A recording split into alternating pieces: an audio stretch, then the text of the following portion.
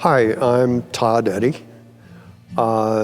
We live right now half our time in California and half in the Carolinas, and we go back and forth using our Oliver trailer and love it.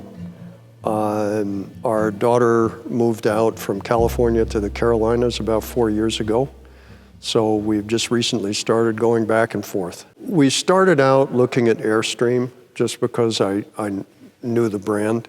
I wasn't familiar with Oliver. We looked at Airstream trailers. We did not like the fit. I'm trying to remember exactly. I think there was an article that rated travel trailers, and Oliver was one of the top brands. And that was my first introduction to Oliver, and I started looking into it, and the more I saw, the more I liked. Compared to Airstream, they're watertight, they're very well insulated. It's right in the sweet spot for us. We have a single axle trailer, and this is bigger than the smaller Airstream trailers and smaller and more maneuverable than the big ones. It was available on a short time frame. We needed it last fall, and to custom order a trailer at that time, I'm trying to remember when we placed the order, but we would have had to wait until December that there was the single axle demo trailer available, so we took that one and picked it up in September instead. It's worked out very well. It happened to have the options that we wanted. There is some stuff on it that maybe was more heavily used because it was a demo trailer. That's all getting fixed today under warranty.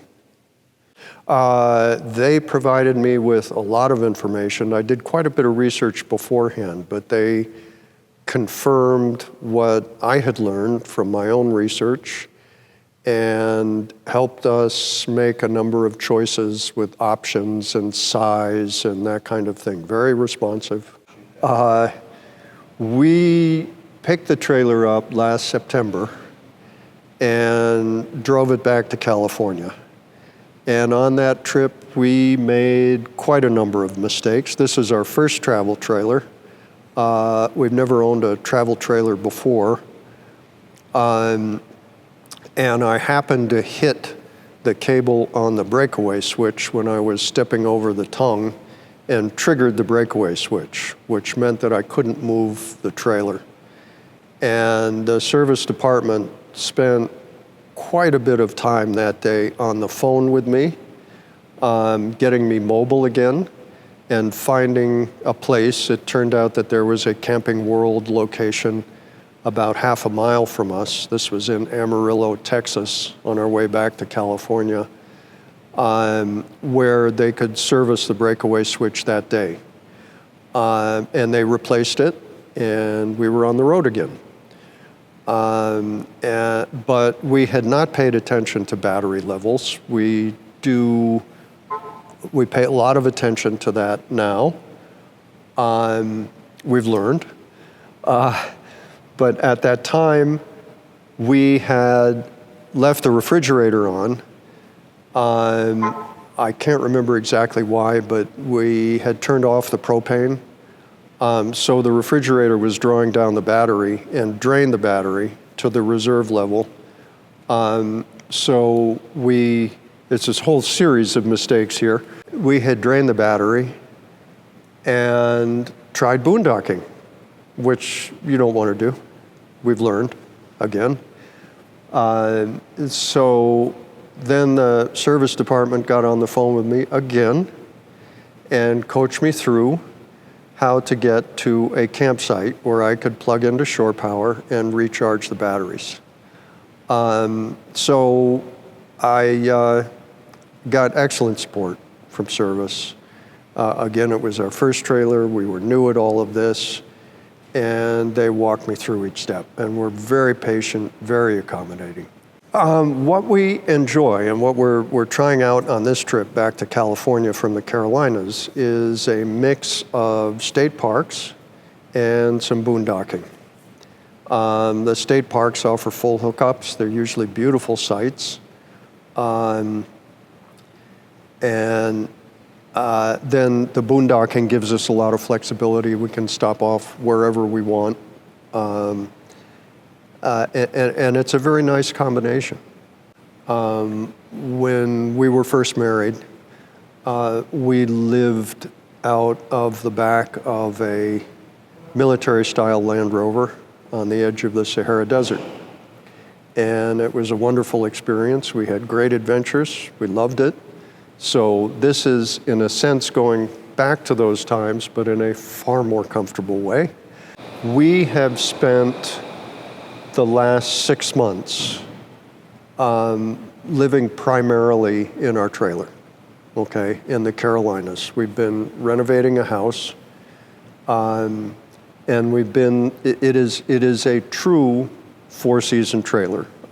We have been through days where it did not get above freezing. Got down to 8 degrees, I think was the coldest we saw, but it was perfectly comfortable. The heater worked very well, the trailer stayed warm. It supported us just like a house would, and we were kind of amazed, frankly. I mean, we had fairly high expectations based on the research I had done, but I would say, if anything, the trailer has exceeded our expectations in terms of comfort, durability. We stayed primarily during the 6-month period at the beach, right on the beach. So the trailer got some punishing, it was in a punishing environment in terms of sand and salt. It held up very well. I cannot see any other trailer holding up as well as the Oliver did, because it is virtually all, with a couple minor exceptions, the axle and the hitch, it is all fiberglass and aluminum, and it sustains that punishing environment extremely well. I guess overall, I am really pleased. I can understand why the Oliver community is such a tight-knit community and very supportive, but this is, I would say, American ingenuity at its best. The trailer has turned out to us to be very thoughtfully designed. We think of it like we spent some time working in Tokyo, and Japanese apartments are tiny, tiny, but very thoughtfully designed. Everything is in the right place. Everything works just the way you want it to, and the Oliver has turned out to be just like that.